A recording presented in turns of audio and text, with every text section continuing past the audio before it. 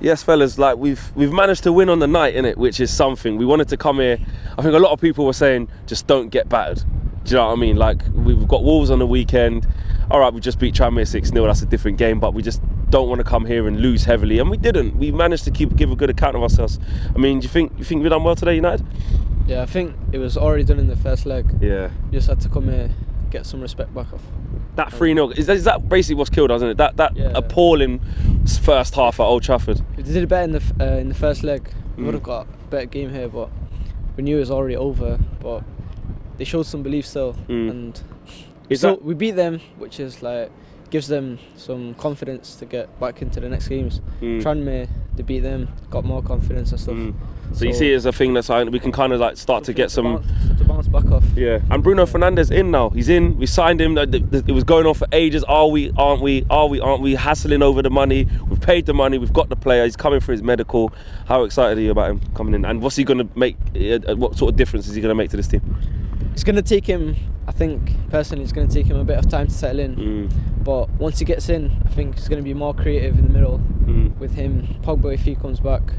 And then you got Fred. Fred is absolute class. And then him and Bruno Fernandes, I think they all link well. So he's saying that, you know what I mean? Pogba to come back off injury, Bruno Fernandes now, McTominay to come back, Fred looking a bit better for us in midfield options. Are you thinking for the rest of the season? Now, in terms of midfield, I think Bruno Fernandes does add something to it. But I think what it is with Bruno Fernandes, the way that United announced it, especially on today, I'm thinking they were probably expecting City to kind of knock United out. But obviously, what I'm trying to say is, as United fans, get behind your team and everything. But Bruno Fernandes is going to be interesting and everything. But big shout out to, what's his name, Brandon Williams today.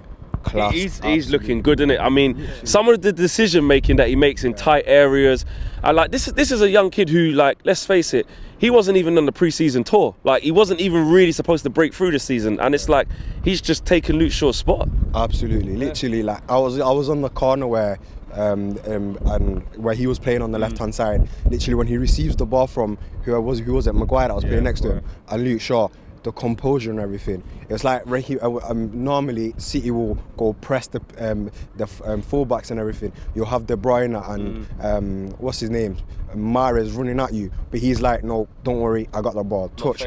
Not phased. Then they stopped literally pressing him from the left. They were trying to press Luke Shaw and other players, but that's the kind of players United really need. And Bruno Fernandes is that type of player. Like Fred, him and Fred will take in charge of games now. But it's just what they do and what the hierarchy do at the club, really. Hopefully we start to see that. I mean, from Matic's point of view, gets us a goal from nowhere. Everyone around me is like, what happened? Where did the goal come from? Because De Gea kept us in the game first 15-20 minutes. City should have scored. They should have scored 2 or 3.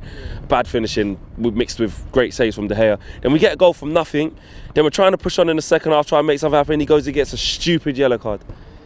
He shouldn't have done it, but to be honest, the referee let Rodrigo go a couple of times. Yeah, he did. I think he should have been pulled back as well. But he was saying Matic, you don't need to make fouls in the back like that there. It wasn't even like it was like straight ahead of goal, like he had to do it. It was in their half. The first one was a bit too early to start, and then the second one he was not even going anywhere. Do you know what I mean? Stupid, isn't it? See him off. There was a couple of times, especially towards the end, where United just do silly fouls in the back and they're not needed. It just kills time. And just to finish off, I got to ask you about this free kick at the end. You got Pereira standing over it, you got Fred standing over it, and Mata just didn't look interested. Like, surely Mata's got to grab that ball and say, listen, I'm one Mata. You man can't even hit a barn door. Like, I should be taking this. Yeah, Mata should be getting on there. I don't know how he's like letting Fred get it and Pereira. And Fred just straight into the wall. Yeah, to be honest, I said to him, I said this is going to go in, because Pereira, unless he's technically gifted, when it comes to shooting, remember that goal who was it against last season? Southampton, where he just curled it. That's like the only time he's done it. He takes all these shots, they're always going high, wide and handsome, or ugly. Yeah, but you got to give him a chance. But the way that I said Mata's going to take it straight away, and then he was like, nah, Mata's not even there, yo. I was thinking, what?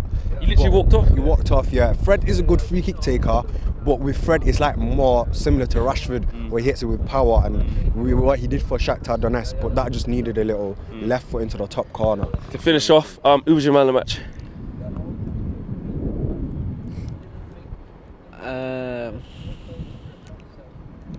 Brandon Williams. Yeah. I would have gave it to Maguire, but he's doing a couple silly mistakes in the back. That's why we tried to pass it across the back, but he was alright. Yeah. The whole defence was class today. Yeah, they're good. Who's your man of the match? I'm gonna have to give it to Brandon Williams straight away. But what I would say is I couldn't believe that Greenwood went off. I thought if he kind of stayed on, but do you know what it was?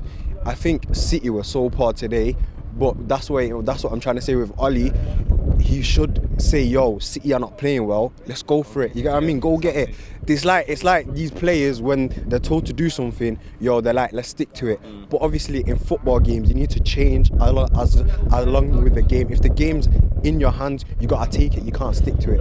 And that's what the kind of thing that lacked what it was today. That just showed United as in general this whole season. But obviously, yeah. Respect, man. Thanks, fellas.